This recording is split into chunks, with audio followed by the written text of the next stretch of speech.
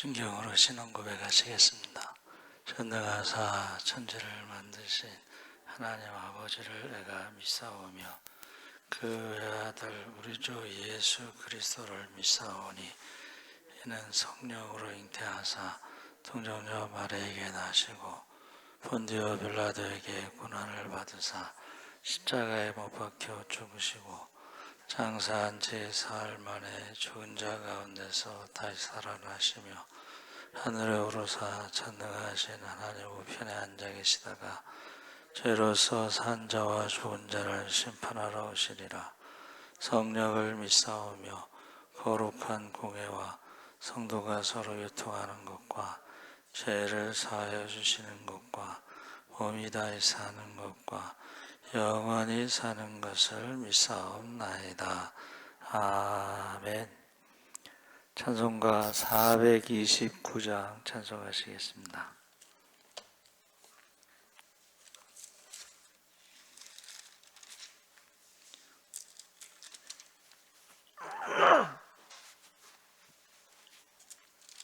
찬송가 429장 찬송하시겠습니다. 세상 모든 풍파 너를 흔들어 약한 마음 낙심하게 될 때에 내려주신 주의 복을 세어라. 주의 크신 복을 내가 알리라. 받은 복을 세어보아라. 크신 복을 내가 알리라. 받은 복을 세어보아라. 주의 크신 복을 내가 알리라. 세상 근심 걱정 너를 누르고 십자가를 등에 지고 나갈 때 주가 내게 주신 복을 세어라. 두려움 없이 항상 찬송하리라. 받은 복을 세어보아라. 크신 복을 내가 알리라. 받은 복을 세어보아라. 주의 크신 복을 내가 알리라. 세상 권세 너의 앞길 막을 때 주만 믿고 낙심하지 말아라. 사들이 너를 보호하리니 염려 없이 앞만 보고 나가라. 받은 복을 세어보아라. 크신 복을 내가 알리라. 받은 복을 세어보아라. 주의 크신 복을 내가 알리라. 아멘. 하나님 말씀은 요한일서 1장 1절에서 4절까지 교독하겠습니다. 388쪽에 있습니다. 요한일서 1장 1절에서 4절까지 교독하겠습니다. 태초부터 있는 생명의 말씀에 관하여는 우리가 들은 바요 눈으로 본 바요 자세히 보고 우리의 손으로 만진 바라.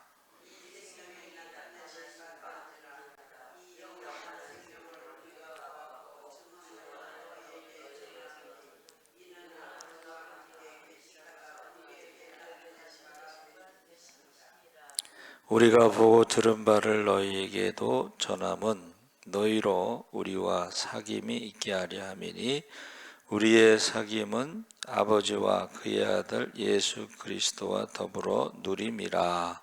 우리가 이것을 쓰면 우리의 기쁨이 충만하게 하려 함이라. 아멘. 할렐루야. 좋은 아침입니다. 잘 오셨습니다. 오늘 말씀의 제목이 이제 생명의 말씀이라는 제목인데, 이게 눈이 보이니까 정말 살 것 같습니다. 예. 일주일 동안 눈이 안 보여가지고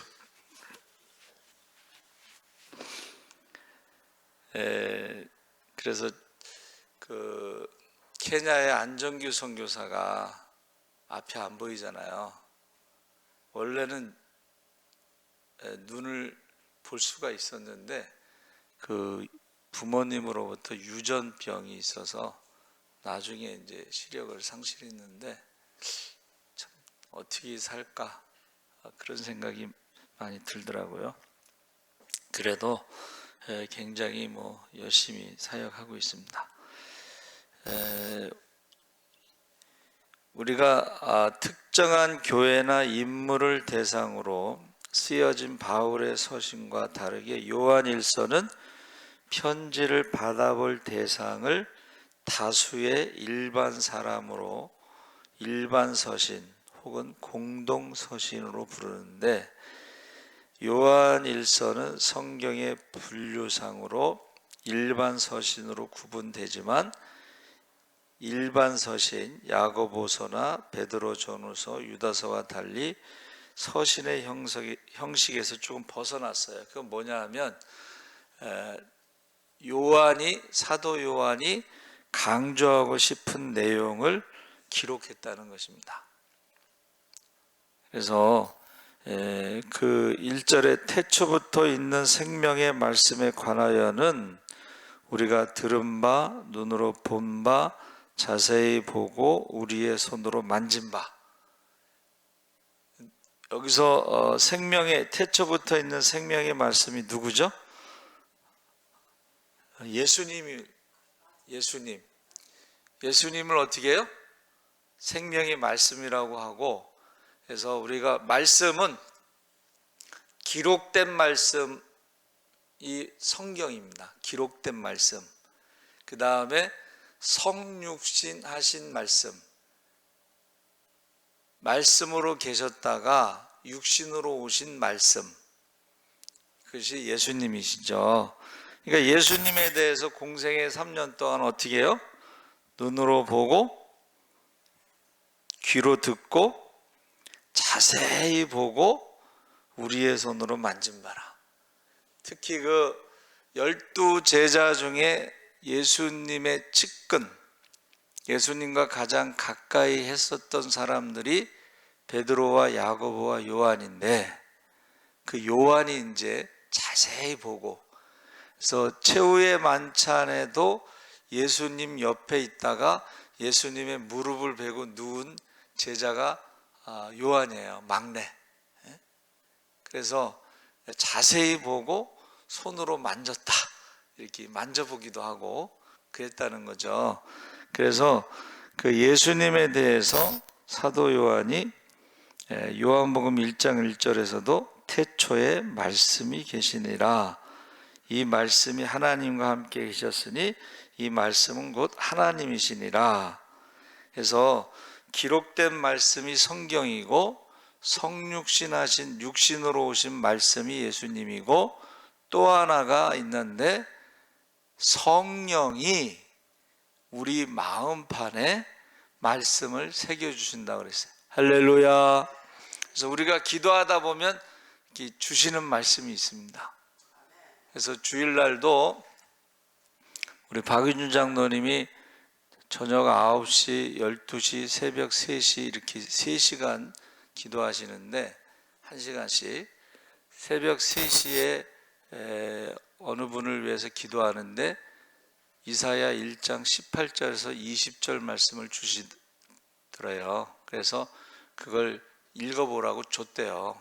그것을 이제 같이 읽을 시간은 없고 그래서 읽어보라고 줬는데, 제가 이제 그 말씀을 찾아봤더니 이사야 1장 18절에서 20절 말씀이 그 순종하면 땅의 아름다운 소산을 먹을 것이고 거절하고 배반하면 칼에 삼켜지리라. 이 말씀을 주신 거예요. 근데 저희가 이제 신방할 때도 주시는 말씀이 있잖아요. 그 신방 갔을 때 주신 말씀이 신명기 30장 19절에서 20절 말씀인데, 내가 생명과 사망과 복과 저주를 내 앞에 둘 테니까는 너는 선택하라. 근데 내 자손을 위해서 생명을 택하고 하나님을 사랑하고 말씀을 듣고 순종하면, 의지하면 가나안 땅에서 장수하리라. 그런데 이게 하나님 말씀을 주실 때에, 기도할 때에 성령도 한 분이시기 때문에 기도하는 사람들에게 계속 같은 말씀을 주셔요.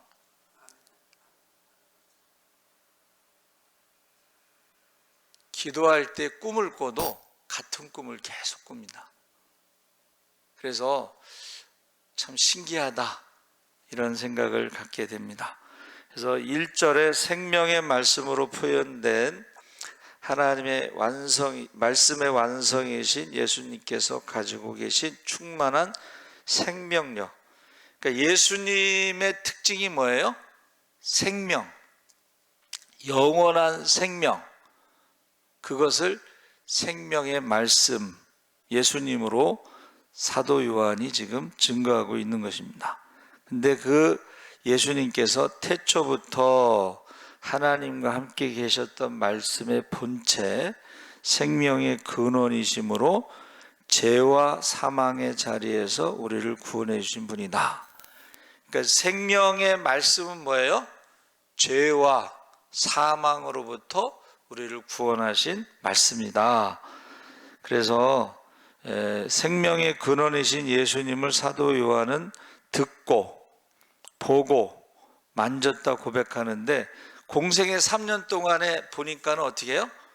예수님께서 죽은 자를 살리고 병든 자를 고치고 귀신을 쫓아내고, 하나님 나라가 이루어지는데 그게 생명의 말씀의 증거를 우리가 보고 그것을 증언하고 있다. 우리는 그 모든 것의 증인이다. 이렇게 말하고 있는 것입니다.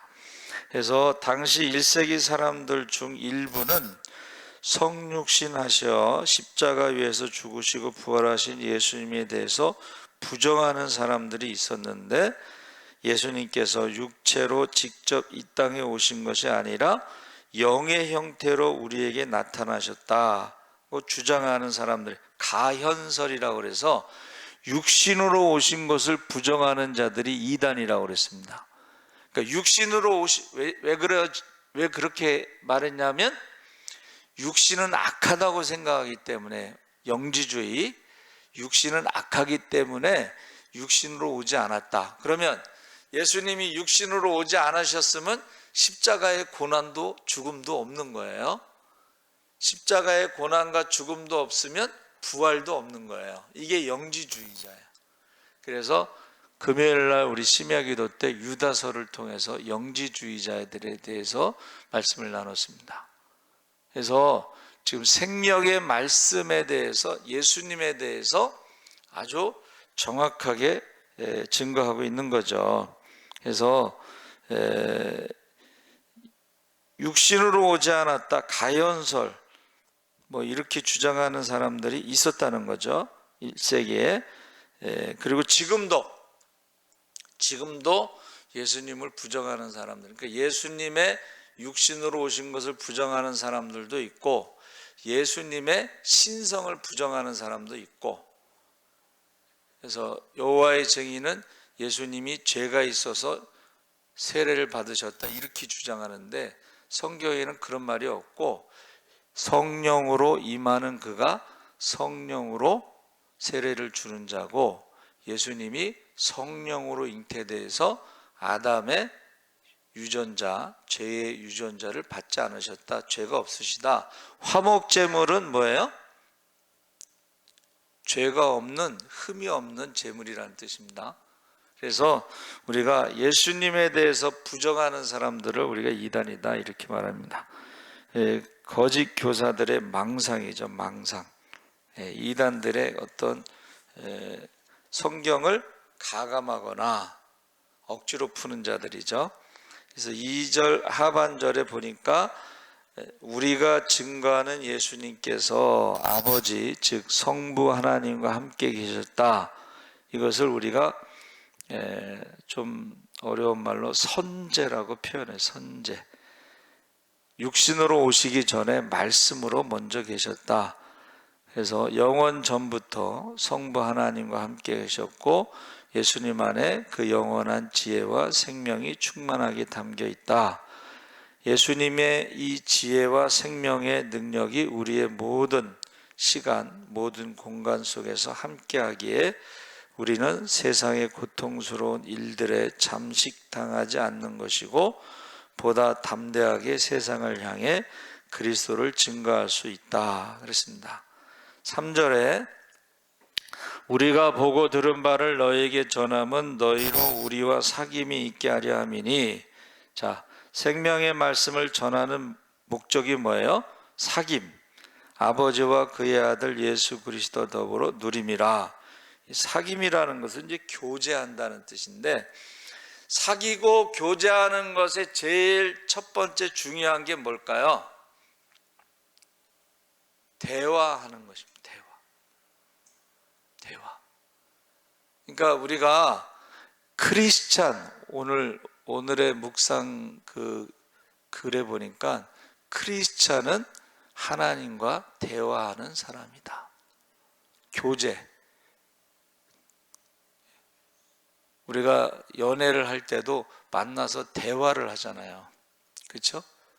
그것처럼 크리스찬은 하나님과 대화하는 사람인데, 하나님과 대화하는 시간이 너무 없다는 거예요. 짧다는 거예요. 그래서 어제 11시 예배 말씀처럼 제목, 제가 하나님만 사랑하고 하나님만 바라보고 하나님만 말씀을 듣고, 사람의 말을 하지 말라고 그랬잖아요. 그렇죠? 사람의 말은 어떻게 하라고 그랬어요? 그리마옵소서. 베드로의 말에 예수님께서 사탄아 물러가라. 사람의 말을, 그러니까 우리가 대화할 때 크리스찬은 하나님과 대화하는 사람이다. 그 하나님과 대화하는 시간이 너무 짧다. 대화하는 시간이 없다. 그래서 가정의 모든 문제는 대화가 없을 때 생기는 것이다. 그렇게 말하고 있죠. 정치도 마찬가지입니다. 국민과의 대화. 지금 국민이 배고파 죽겠다고 하는데 북한에다 퍼준다는 것은, 어떤 사람이 이렇게 썼어요. 국민 1인당 25만 원씩 주라고 하는 것은 우리 후손들에게 삥땅 치는 거라고 그렇게 써놨어요. 삥땅. 그 빚이니까는 갚아야 된다는 거죠. 그러니까 우리가 이게 국민들의 그 생각, 그 말을 좀 우리 교회에도 그 87세 되신 어느 권사님이 그러더라고요. 나라에서 돈 주는 건 좋아하지 싫을 사람이 누가 있겠어요. 근데 우리 자손들은 어떻게 하냐고, 그 87세 되신 권사님도 그 얘기를 하시더라니까. 돈 주는 건 좋지만 그 빚내서 주는 돈 우리 자손들은 어떻게 하냐 이거야. 그 자손들이 갚아야 되는 거잖아요. 그렇죠? 그래서 저와 여러분이 사귐, 교제, 이것은 대화를 하는 것인데, 대화를 많이 하면, 하나님과 대화를 많이 하면 4절에 우리가 이것을 쓰면 우리의 기쁨이 충만하게 하려 함이라. 여러분, 사람과 대화할 때는 사람은요 부정적인 말을 많이 한다는 거예요. 안 된다는 말을 많이 한다는 거예요. 그래서 사람들은요, 어려움이 있을 때는 안 되는 이유를 찾는데,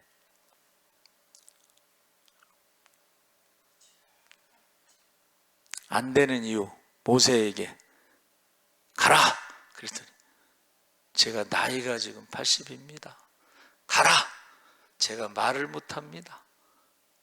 안 되는 이유를 찾는데, 여러분, 사람들하고 상담할 때, 대화할 때요, 부정적인 게 더 많기 때문에 안 되는 이유를 말한다는 거예요. 하나님과 대화하면은 방법을 찾는다는 거예요. 할렐루야. 방법.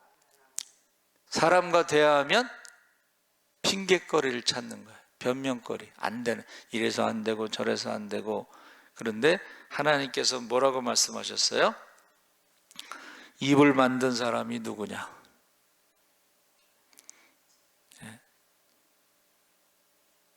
모세도 마찬가지지. 고기를 한 달 동안 200만 명이 넘는 사람이 고기를 한 달 동안 먹는다고 하니까는 소가 몇 마리가 필요하고 양이 몇 마리가 필요하고, 그때 하나님이 하신 말씀이 뭐예요? 여호와의 손이 짧아졌느냐? 그게 하나님의 대답. 전능하신 하나님. 우리의 신앙 고백의 첫 번째가 전능하신 하나님, 살아계신 하나님.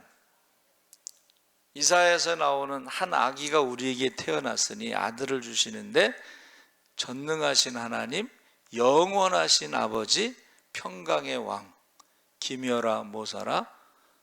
여러분, 신앙 고백의 첫 번째가 전능하신 하나님, 영원하신 하나님, 평강의 하나님. 할렐루야. 그러니까 하나님과 대화를 하면 어떻게 해요? 전능하신 하나님과 대화를 하는 거예요. 그러니까 모세가 홍해에 있을 때도 뒤에는 군대요, 앞에는 바다요, 옆에는 이스라엘 백성들이 돌을 들어서 지금 치려고 하는 그 상황에서 기도하잖아요. 바다 가운데 길을 만드시는 하나님, 광야에서 하늘의 양식 만나를 주시는 하나님, 반석에서 물을 주신 하나님. 할렐루야. 하나님과 대화하면 그 문제가 해결되는 줄 믿습니다. 사람과 대화하면 안 되는 이유를 많이 듣게 되는 거야. 이래서 안 되고 저래서 안 되고. 그래서 우리가 하나님과 대화하는 목적은 기쁨이 충만. 5절에서 7절에는 우리가 그에게서 듣고 너에게 전하는 소식은 이것이니 곧 하나님은 빛이시라. 그에게는 어둠이 조금도 없으시는 것이니라. 그래서 이 빛이라고 하는 것은 성경에서 거룩함, 초월적인 거룩함을 의미하는데, 어둠에 행하면 거짓말을 하고 진리를 행하지 아니함이거니와, 하나님과 사귄다는 사람은 빛에 거한다는 것이고, 하나님과 사귀지 않는 사람, 대화하지 않는 사람들, 기도하지 않는 사람들은 어둠에 거하고 거짓말하는 사람이다 그랬어요. 거짓말이라는 것은 뭐예요? 속는 것을 말하는 거예요. 속는 것. 그래서 안 믿는 사람들이, 믿는 사람들이 고난을 당할 때 거짓말하는 게 뭐예요? 내 하나님이 어디 있느냐? 거짓말하는 거죠. 그런데 다윗이 뭐라 그랬어요? 사람들이 종일 내 하나님이 어디 계시냐고 말하고 있습니다. 하나님이 살아계신 것을 보여주시옵소서. 그래서 그 10살 먹은 기독교 소녀의 기도, 죽는 것은 두렵지 않습니다. 마지막 부탁이 있는데 기도하고 마지막 기도를 하고 싶다. 하나님, 살아계신 하나님이 저들에게 하나님이 살아계신 것을 보여주세요. 여러분, 저와 여러분이요, 하나님과 사귄다는 것은 빛에 거한다는 것이고, 하나님과 사귀지 않는 것은 어둠에 거하는 것이고 그것은 거짓말하는 것인데 속는 것입니다. 그래서 8절 10절에는 우리가 만일 죄가 없다고 말하면 스스로 속이고 또 진리가 우리 속에 있지 아니할 것이요. 9절 10절에 우리가 죄를 자백하면 그이는 미쁘시고 의로우사 우리 죄를 사하시며 우리를 모든 불의에서 깨끗하게 하실 것이요. 그래서 하나님과 하나님과 사귀면서 결국 하나님의 거룩한 빛 앞에서 우리의 죄가 드러날 때에 회개하면 하나님께서 그 죄의 문제를 해결해 주시고 깨끗하게 하신다는 거예요. 할렐루야. 그때에 죄와 사망의 저주에서 벗어났을 때에 기쁨이 충만한 줄 믿습니다. 그래서 저와 여러분이 그 생명이라는 말이 조에라고 하는 헬라어를 썼고 하이라고 하는 히브리어를 썼는데 이것은 울타리, 권능, 호흡, 기도, 성령 이런 뜻이 있어요. 그러니까 성령의 권능의 울타리 안에 있는 것이 생명. 그러니까 우리가 말하는 육신의 생명이 아니고 영원한 생명, 예수님의 생명이 바로 우리에게 성령 충만함으로 우리에게 주어진다. 그래서 우리가 여러분 아담을 흙으로 지으시고 생기를 넣어 생령이 된 것이 그 영원한 생명입니다. 생령, 살아있는 영적인 존재. 근데 우리가 선악과를 먹고 하나님의 영이 떠났을 때 육체가 됨이라 이렇게 되어 있습니다. 육체. 아담이 육체가 됐다는 것은 육체는 이 몸, 바디가 아니고 하나님을 거역하는 죄라는 뜻인데 우리가 영접하는 자, 곧 그 이름을 믿는 자들에게 믿는다는 것은 죄와 사망에서 우리를 생명의 성령의 법으로 자유함을 주셨다는 걸 믿는 거예요. 십자가. 그러면 성령을 선물로 주시면 떠났던 성령이 다시 우리에게 오므로 우리가 영생, 하나님의 자녀의 권능을 가지고 이 땅에서도 영생을 누리고 살고 죽어서도 하나님의 자녀로 영생을 누리며 살아가는 거예요. 할렐루야.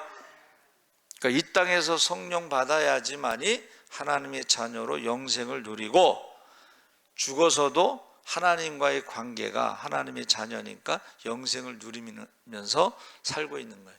그러니까 생명의 말씀 대신 예수님을 우리가 어떻게 하라는 거예요? 증거하는데 너희와 사귐, 교제, 대화.